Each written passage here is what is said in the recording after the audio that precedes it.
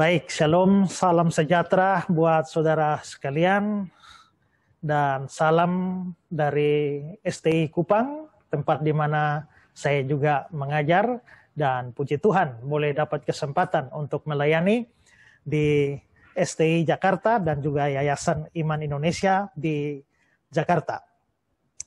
Baik saudara-saudara, tema kita hari ini adalah mereka akan menamakannya Immanuel. Saya akan menyampaikan firman Tuhan dan minta satu teman untuk membantu menampilkan slide yang sudah saya sediakan. Mereka akan menamakan dia Immanuel. Teks kita dari Matius pasal 1 ayat yang ke-23. Matius 1:23 berbunyi demikian. Sesungguhnya anak darah itu akan mengandung dan melahirkan seorang anak laki-laki, dan mereka akan menamakan dia Immanuel, yang berarti Allah menyertai kita. Nah, saudara-saudara, tentu saja teks ini terkenal dan kata Immanuel ini juga adalah kata yang terkenal. Nah, kata Immanuel ini saya kira kita semua tahu, dan juga dalam teks itu juga sudah diberitahu artinya Allah menyertai kita.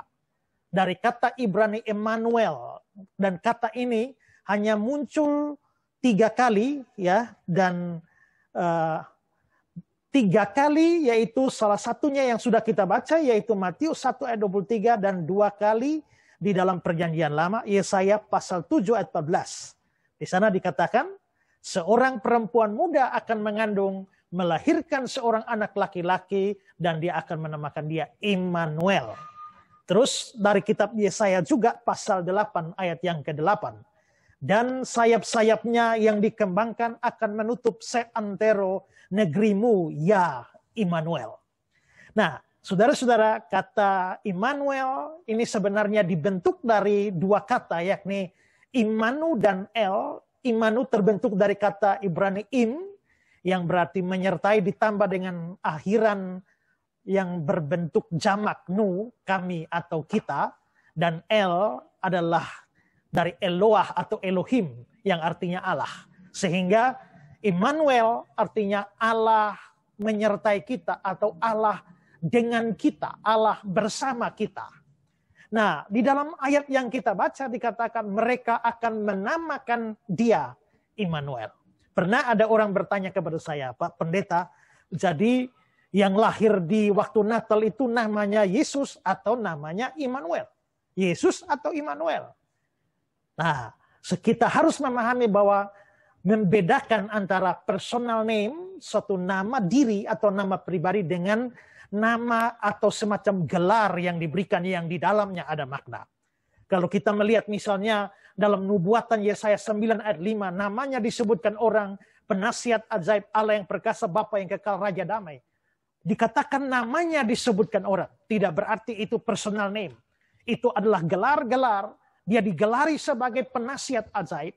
Dia digelari sebagai Allah yang perkasa, Bapa yang kekal, Raja damai.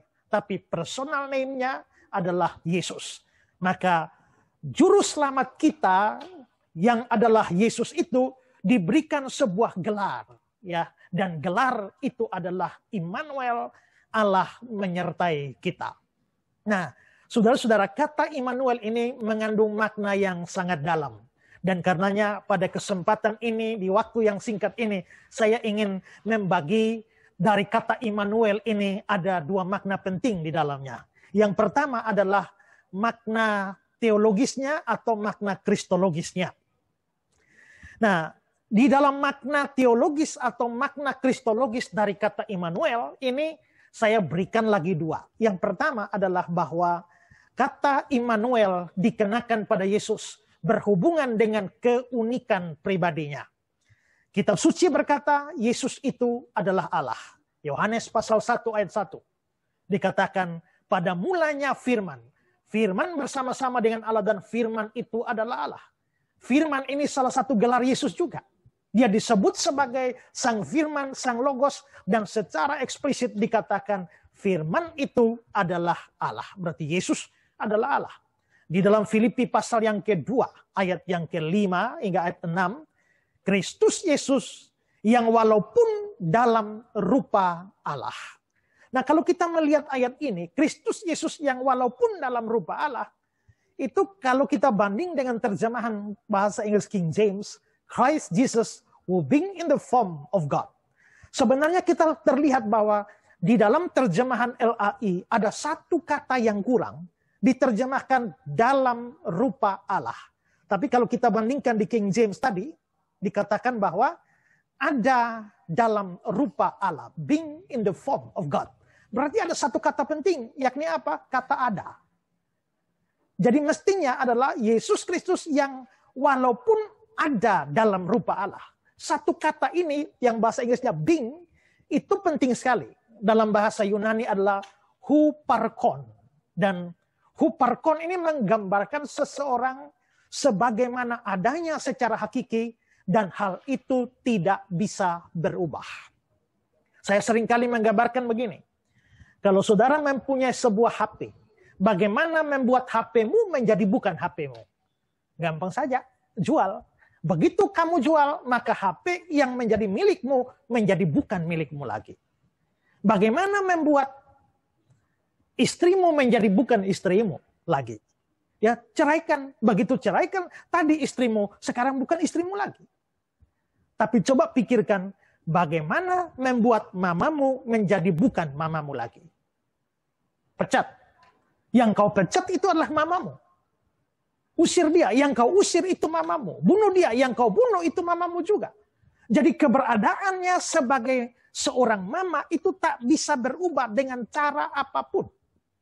Nah, huparkon itu adalah gambaran tentang seseorang sebagaimana adanya secara hakiki dan itu tidak bisa berubah. Nah, kalau dikatakan Yesus itu ada dalam rupa Allah, maka itu berarti dalam huparkon Allah, berarti dia adalah Allah dan karenanya dia tidak bisa menjadi bukan Allah, baik untuk sementara maupun untuk seterusnya, dia tidak bisa berubah menjadi Allah, menjadi bukan Allah.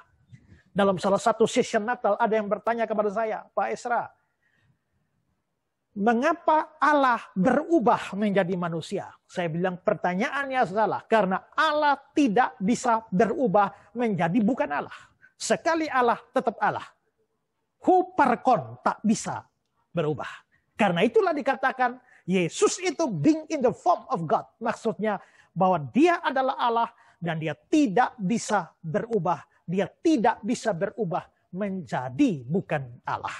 Saya seringkali mengatakan begini. Coba kalau pikir ya. Kalau saya mengatakan nasi jadi bubur. Kalau dikatakan bahwa nasi jadi bubur, maka tadinya ada nasi, sekarang bubur. Waktu muncul bubur di depan saya, nasinya di mana? Nasinya sudah tidak ada. Nasi jadi bubur, sekarang tinggal bubur, nasinya tidak ada. Tapi kalau saya menjadi pendeta, sayanya menjadi pendeta, ada saya di sini. Lalu ditambahkan pendeta kepada saya. Lalu sayanya masih ada atau hilang? Masih ada bukan?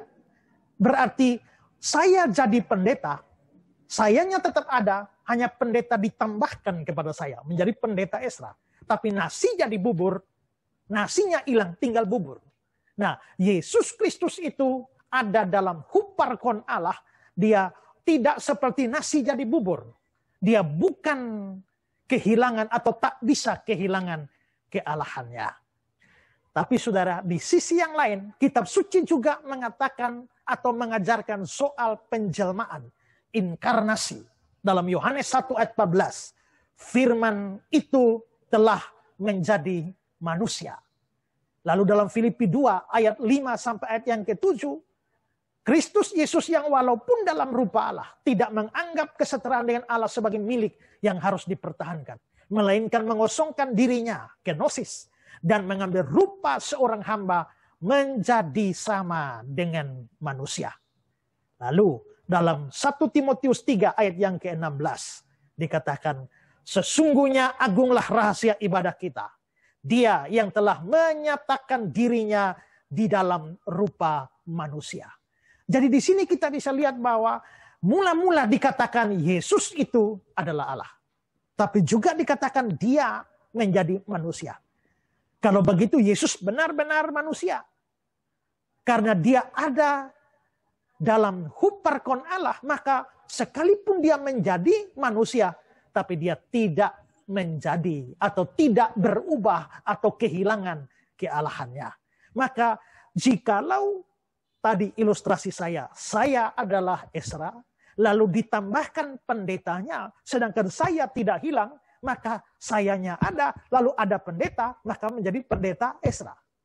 Tadinya Allah, lalu tidak bisa hilang kealahannya, tapi ketambahan manusia, maka menjadi Allah manusia, manusia Allah. Dan itulah keunikan Tuhan kita. Yesus sungguh-sungguh Allah, sungguh-sungguh manusia di dalam pengakuan kristologi yang ortodoks. Dan hampir seluruh ayat yang berhubungan dengan Natal itu membicarakan dua sisi ini, baik kealahannya maupun kemanusiaannya. Coba saya berikan beberapa contoh. Yesaya 9 ayat 5. Yesaya 9 ayat 5, seorang anak telah lahir untuk kita, seorang putra diberikan untuk kita, lambang pemerintahan ada di atas bahunya. Semua yang saya beri warna biru, ini cocok dengan kemanusiaan. Anak telah lahir untuk kita, putra diberikan bagi kita. Itu manusianya. Tapi yang saya berikan warna merah, penasihat ajaib Allah yang perkasa, Bapa kekal, Raja damai, tak mungkin untuk seorang manusia. Mana mungkin seorang manusia bisa disebut penasihat ajaib? Mana mungkin seorang manusia disebut sebagai Allah yang perkasa, El Gibor? Bapa yang kekal. The Father of Eternity. Dan the Prince of Peace. Raja damai. Tak mungkin itu cocok untuk manusia. Itu pasti kealahan. Maka bagian pertama dari Yesaya 9 ayat 5 bicara kealahan. Bagian kedua bicara kemanusiaan. Mika pasal 5 ayat yang pertama dikatakan, hai engkau Bethlehem Hefrata, hai yang terkecil di antara kaum Yehuda, daripadamu akan bangkit bagiku seorang. Akan bangkit bagiku. Ini kemanusiaan. Tapi kalimat selanjutnya, permulaannya sudah sejak purbakala, sejak dahulu kala, itu jelas bicara tentang kealahannya. Matius 1 ayat 23, teks kita tadi, dikatakan akan mengandung dan melahirkan seorang anak laki-laki. Berarti anak itu dilahirkan, itu kemanusiaan. Tapi ketika dikatakan Immanuel yang berarti Allah menyertai kita, itu kealahan. Sama juga Yohanes 1 ayat 1 dikatakan firman itu adalah Allah, itu kealahan. Tapi di ayat 14 firman itu menjadi manusia, itu lagi-lagi kemanusiaan. Roma 9 ayat 5. Mesias dalam keadaannya sebagai manusia, jelas kemanusiaan. Tapi kalimat selanjutnya dia adalah Allah, lagi-lagi kealahan. Lalu Filipi 2 ayat yang ke-5 sampai 7 dikatakan dalam rupa Allah, kesetaraan dengan Allah. Itu jelas bicara kealahan. Tapi bagian bawahnya dia bilang menjadi sama dengan manusia. Berarti kemanusiaan. Ibrani pasal 7 ayat 14. Sebab telah diketahui semua orang bahwa Tuhan kita berasal dari suku Yehuda. Dikatakan Tuhan itu jelas bicara kealahan. Tapi berasal dari suku Yehuda. Mana Tuhan punya suku? Tuhan tidak punya suku. Berarti bicara suku Yehuda itu bicara kemanusiaan. Tapi didahului dengan kata Tuhan kita. Maka di sini kita bisa melihat bahwa Yesus itu memang pribadi yang unik. Tidak pernah ada satu pribadi seperti ini sepanjang sejarah. Sebelum Yesus tidak ada, setelah Yesus tidak pernah muncul lagi seorang dengan pribadi yang unik seperti ini. Dan banyak orang tidak paham ini. Orang-orang seperti Saksi Yehova, Unitarianisme, bahkan Islam sekalipun, mereka tidak memahami hal ini. Sehingga itulah sebabnya banyak serangan terhadap iman Kristen, di mana mereka mengangkat apa yang menjadi ciri kemanusiaan untuk membatalkan atau untuk menggugurkan apa yang menjadi sifat kealahan. Yesus, jikalau Yesus adalah Allah dan manusia, ada hal-hal, ada kata-kata, ada perbuatan, ada tindakan yang menunjuk kealahan. Ada kata-kata, ada perbuatan, ada pengalaman yang menunjuk pada kemanusiaan. Yang menunjuk Allah untuk membuktikan kealahan. Yang menunjuk kemanusiaan untuk membuktikan kemanusiaan. Jangan memakai yang menunjuk kemanusiaan untuk membantah kealahan. Jangan yang memakai yang kealahan untuk membantah kemanusiaan. Nah, di sini orang-orang yang anti tentang ketuhanan Yesus atau kealahan Yesus tidak memahami hal itu. Sehingga itulah sebabnya terciptalah bidat-bidat dan juga serangan-serangan dari agama lain karena tidak memahami keunikan pribadi Kristus ini. Saudara-saudara, saya pernah berhadapan dengan orang saksi Yehova. Ya, saya berhadapan dengan seorang saksi Yehova dan dia mengatakan bahwa di dalam Alkitab Yesus tidak pernah disebut sebagai Allah anak. Yang ada adalah anak Allah. Lalu dia minta kepada saya, coba cari mana ada ayat Yesus itu adalah Allah anak. Tidak ada, anak Allah. Dan anak Allah itu bukan Allah. Saya pernah dalam sebuah perdebatan dengan almarhum Insan Moko Ginta yang mualaf itu. Dia mengatakan bahwa Yesus anak Allah, bukan Allah. Lalu dia bertanya kepada hadirinnya, anak gubernur atau bukan? Mereka bilang bukan. Anak wali kota bukan. Bukan. Anak presiden atau bukan? Bukan. Allahu Akbar. Nah, lalu giliran saya lalu balik dan saya bilang, sekarang saya tanya kepada kalian. Anak monyet atau bukan? Jawab. Anak macan atau bukan? Saya tanya kalian tuh manusia atau anak manusia? Manusia? Ya. Anak manusia? Anak manusia juga. Jikalau kamu bisa adalah manusia sekaligus anak manusia, kenapa dia tidak bisa anak Allah sekaligus adalah Allah? Dia anak Allah, ya. Dia anak manusia, ya. Itulah iman Kristen. Iman Kristen bertumpu pada keunikan pribadi Kristus. Itulah sebabnya ketika anak itu dilahirkan kemanusiaannya. Tapi pada saat yang bersamaan kelahiran dia disebut sebagai Allah menyertai kita. Maka di balik kata-kata Immanuel itu yang dikenakan kepada Yesus tersembunyi keunikan pribadinya. Dan kita bersyukur bahwa tidak ada satu pemimpin agama manapun juga, tidak ada tokoh agama manapun juga yang mempunyai keunikan pribadi seperti yang dimiliki Tuhan kita. Jadi makna teologis dan kristologis dari kata Immanuel ini yang pertama adalah bahwa itu menunjukkan keunikan pribadinya. Yang kedua adalah bahwa kata Immanuel dikenakan pada Yesus berhubungan dengan fungsi keimamannya. Kata Immanuel dikenakan pada Yesus berhubungan dengan fungsi keimamannya. Nah, di dalam Ibrani 4 ayat yang ke-14 dikatakan bahwa kita sekarang mempunyai imam besar agung, yaitu Yesus. Yesus imam besar kita. Kita tahu imam berfungsi sebagai perantara antara manusia dengan Allah. Dan dengan demikian, Yesus Kristus imam besar kita. Yesus Kristus adalah perantara antara Allah dan manusia. Seperti dikatakan dalam 1 Timotius pasal 2 ayat yang ke-5. Karena Allah itu Esa. Dan Esa pula dia yang menjadi pengantara antara Allah dan manusia. Nah, dengan status pribadinya yang unik seperti saya jelaskan tadi, Allah dan manusia, maka itu sangat berpengaruh kepada fungsi keimamannya. Dan dengan demikian, keperantaraannya itu menjadi sempurna. Karena apa? Karena dia Allah dan manusia.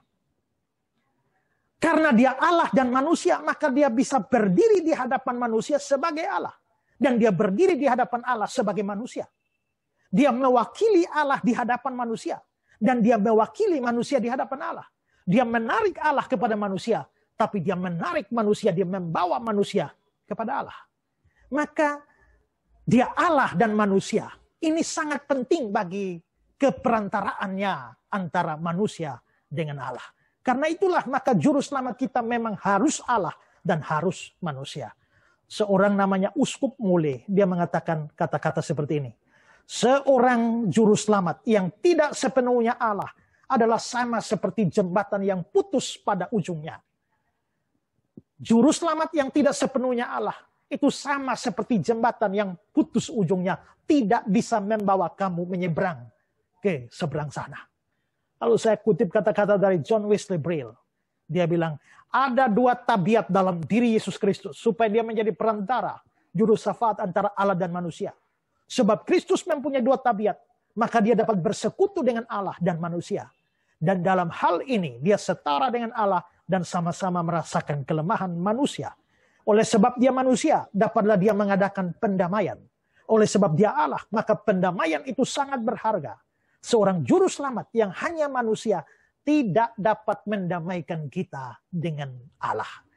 Juru selamat manusia tak bisa mendamaikan kita dengan Allah. Lalu saya berikan satu kutipan dari buku saya sendiri. Disinilah terletak kesempurnaan perantara Yesus. Di mana dia memperdamaikan manusia dengan Allah melalui pribadinya. Dengan kata lain, Allah dan manusia bertemu dalam diri Yesus sang mediator. Dosa menyebabkan manusia terpisah dari Allah yang terpisah darinya. Tetapi di dalam Kristus, manusia datang kepada Allah yang datang kepadanya. Itulah sebabnya pada peristiwa penyaliban, dia tergantung di antara surga dan bumi. Dia ditolak oleh Allah dan manusia. Tetapi melalui itu dia menjadi jembatan atau jalan dan sekaligus titik fokus pertemuan kedua pihak yang telah bermusuhan sepanjang sejarah manusia. Nah, saudara-saudara, berarti dalam Kristuslah Immanuel, Allah beserta kita, Allah menyertai kita. Dalam Kristus itulah Allah berjumpa dengan manusia. Tadinya Allah dan manusia terpisah, bahkan adalah seteru. Tapi Allah menjumpai manusia melalui Kristus. Dan manusia menjumpai Allah melalui Kristus. Saya ulang, Allah menjumpai manusia melalui Kristus. Dan manusia menjumpai Allah melalui Kristus. Maka sekarang Allah dan manusia sudah bersama-sama. Allah menyertai manusia di dalam Kristus. Itulah Immanuel. Nah, karena Allah hanya bisa ditemui dan Allah hanya menemui manusia dalam pengertian setinggi-tingginya di dalam Kristus, maka di luar Kristus manusia tidak mungkin bertemu dengan Allah. Maka ayat kita yang terkenal, Yohanes pasal 14 ayat 6. Tidak seorang pun sampai kepada Bapa kalau tidak melalui aku. Dan 1 Timotius 2 ayat 5. Esa pula dia yang menjadi pengantara antara Allah dan manusia.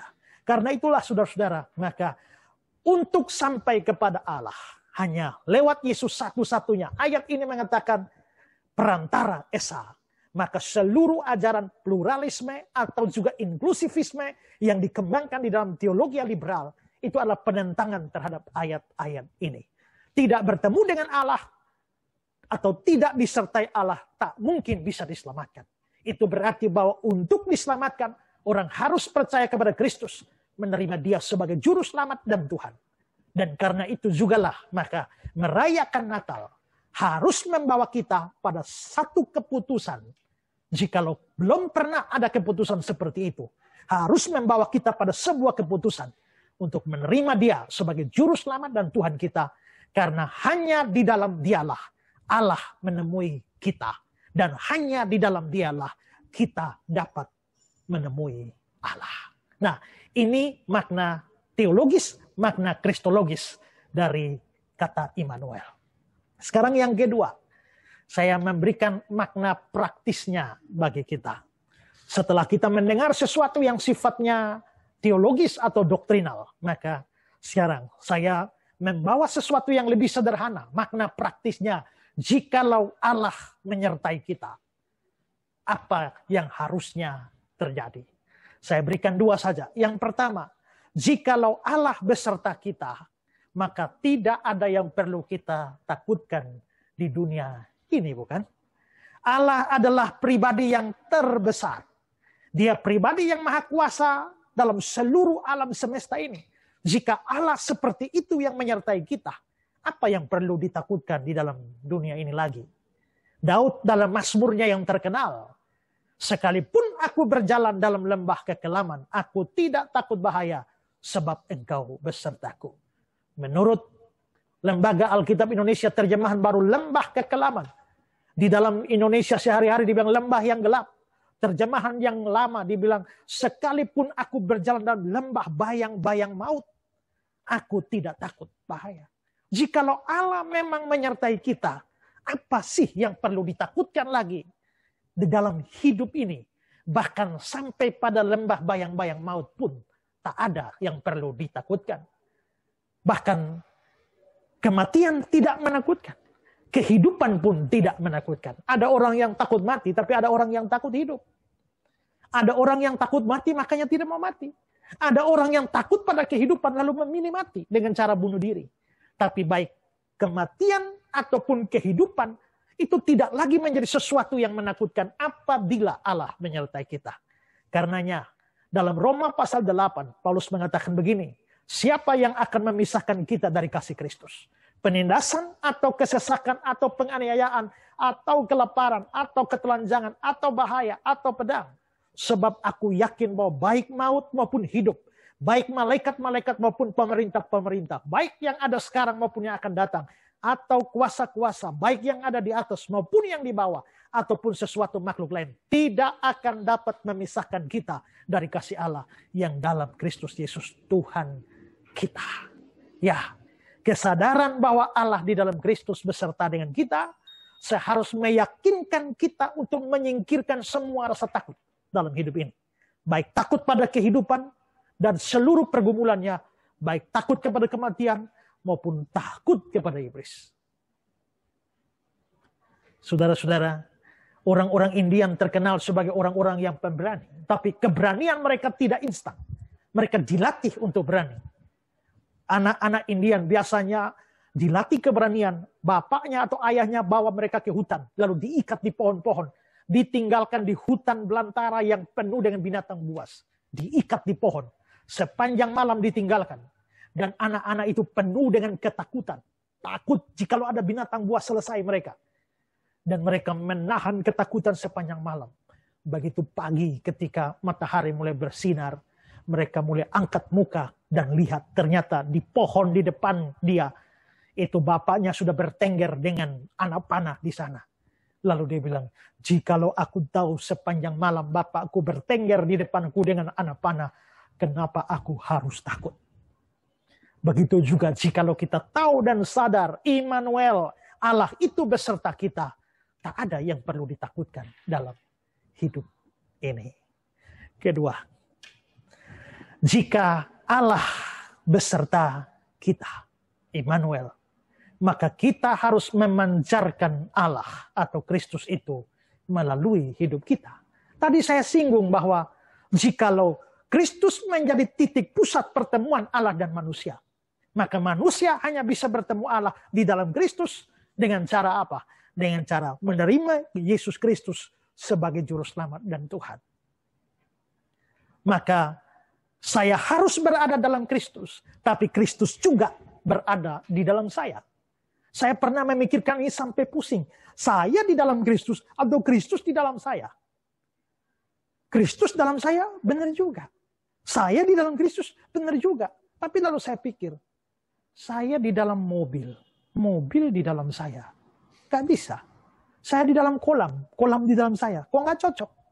Terus apa yang saya ada di dalam dia ada di dalam saya. Saya pikir pusing itu sampai satu hari saya cuci piring, baru saya ngerti. Kenapa? Karena saya ambil spon, lalu saya masukkan ke dalam air. Setelah itu saya angkat sponnya, air keluar dari spon. Lalu saya berpikir, sebenarnya air yang masuk ke dalam spon atau spon yang masuk ke dalam air? Waktu saya tarik keluar, apakah air yang keluar dari spon atau spon yang keluar dari air? Spon keluar dari air benar. Air keluar dari spon juga benar. Spon masuk ke air benar. Air masuk ke spon juga benar. Maka saya menyimpulkan bahwa sebenarnya yang terjadi adalah air masuk ke dalam spon yang masuk ke dalam air. Dan air keluar dari spon yang keluar dari dalam air.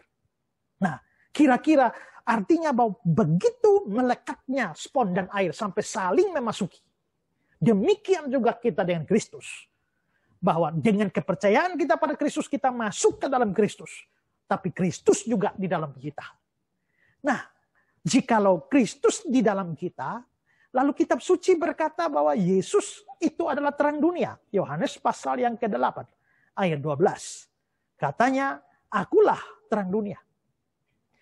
Kalau Kristus adalah terang dunia, dan terang dunia itu ada dalam kita, secara otomatis kita juga jadi terang, bukan? Maka apa yang Yesus katakan dalam Matius 5 ayat 14 itu benar. Kamu adalah terang dunia. You are the light of the world. Nah, kita bandingkan dengan Efesus 5 ayat 8. Memang dahulu kamu adalah kegelapan, tapi sekarang kamu adalah terang di dalam Tuhan. Nah, kalau begitu, jikalau saya menerima Yesus, maka terang itu ada di dalam diri saya. Dia menyertai saya, maka hidup saya pasti akan memancarkan terang itu. Makanya dikatakan, kamu adalah terang dunia, kamu adalah terang di dalam Tuhan. Nah, terang di sini tentu saja bermakna kehidupan kita, memancarkan terang melalui perbuatan-perbuatan baik kita. Sehingga ketika orang melihat hidup kita, dia memuliakan Tuhan yang ada di dalam kita. Makanya dalam Matius 5 ayat yang ke-16, dibilang begini, demikianlah hendaknya terangmu bercahaya di depan orang, supaya mereka melihat perbuatanmu yang baik dan mempermuliakan Bapamu yang di surga. Maka marilah dengan merayakan Natal, menyambut Kristus sebagai juru selamat kita di dalam diri kita. Maka orang harus melihat Kristus di dalam diri kita. Ketika H.M. Stanley menemui David Livingstone di Afrika, dia tinggal dengan David Livingstone beberapa saat. Lalu dia pulang dan dia menulis, dia bilang, seandainya saya tinggal lebih lama dengan David Livingstone, dia tidak perlu membujuk saya atau menawarkan saya untuk menjadi seorang Kristen.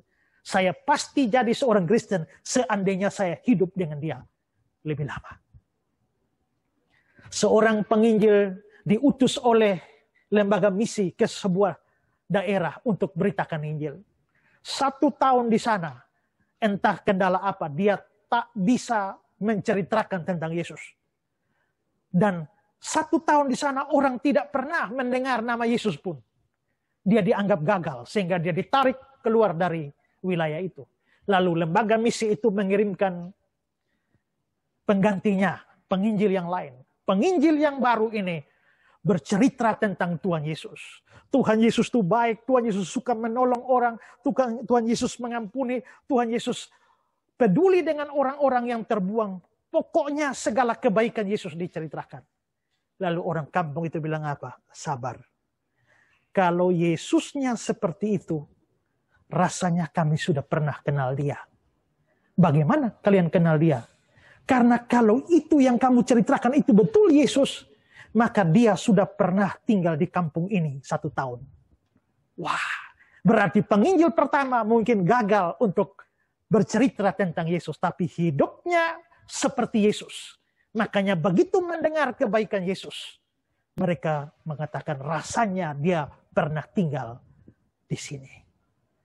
Saya ingin menutup ini dengan sebuah kisah nyata tentang seorang atlet Indonesia yang namanya Christian Hadinata, seorang atlet badminton. Dan dia pernah mengikuti turnamen badminton dan sampai pada final. Dan dia harus berhadapan dengan lawan dari negara lain. Siapa yang menang, dia akan menjadi juara. Dan saudara-saudara, dalam pertemuan final itu terjadi rally yang panjang. Dan akhirnya karena sudah jus berkali-kali, siapa yang gagal, maka lawannya otomatis menjadi juara. Dan dalam rally yang panjang, tiba-tiba lawan itu berikan smash. Dan hakim garis mengatakan out. Begitu dikatakan out, seluruh ofisial Indonesia langsung meloncat kegirangan karena Christian keluar sebagai juara. Tapi ada yang aneh. Christian tiba-tiba pergi ke jurinya atau wasitnya dan melakukan protes. Protes apa? Christian mengatakan bolanya bukan out, tapi masuk. Dan melalui perdebatan yang panjang, Christian berhasil meyakinkan Dewan Juri bahwa memang bola masuk. Jikalau bola masuk, maka lawan yang akan juara. Christian gagal jadi juara. Dan seluruh ofisial Indonesia begitu keheranan. Kenapa Christian bisa melakukan protes seperti itu? Akhirnya protes diterima dan yang pihak lawan dinyatakan sebagai juara. Christian keluar meninggalkan lapangan. Dicegah oleh seorang wartawan. Christian, mengapa kamu melepaskan gelar juara itu? Dia bilang, karena memang smashnya masuk, bukan keluar. Tapi kan tidak ada orang lain tahu. Seandainya benar bolanya masuk, Toh semua orang mengatakan out. Kenapa kamu justru mengatakan masuk? Christian bilang begini, dengar baik-baik. Namaku Christian dan saya orang Kristen. Orang Kristen tidak boleh bohong. Dan dia pergi meninggalkan wartawan yang kebingungan. Itulah perbuatan baik. Dan bukankah Allah di dalam Kristus dimuliakan melalui kehidupan Kristen? Jikalau Sang Immanuel itu betul-betul ada di dalam diri kita, terangnya pasti akan terpancar lewat hidup kita dan orang akan memuliakan Bapa kita di surga. Kita bersyukur bahwa Yesus yang telah lahir itu diberi nama Immanuel. Menggambarkan pertama keunikan pribadinya, tapi yang kedua adalah kesempurnaan keimamatannya. Kita bersyukur karena itu kita dapat bertemu dengan Allah di dalam Kristus dan Allah menemui kita dalam Kristus. Tapi setelah itu tak perlu takut terhadap apapun karena Dia beserta kita dan marilah hidup kita memancarkan terangnya. Kiranya semua kita, keluarga besar STI Jakarta, bahkan seluruh STI di seluruh Indonesia, Yayasan Iman Indonesia, marilah kita memancarkan terang Kristus di dalam diri kita, melalui hidup kita, melalui pelayanan kita. Dan banyak orang dibawa kepada Kristus, satu-satunya titik fokus, titik pertemuan Allah dan manusia. Selamat Natal, Tuhan Yesus memberkati kita. Amin.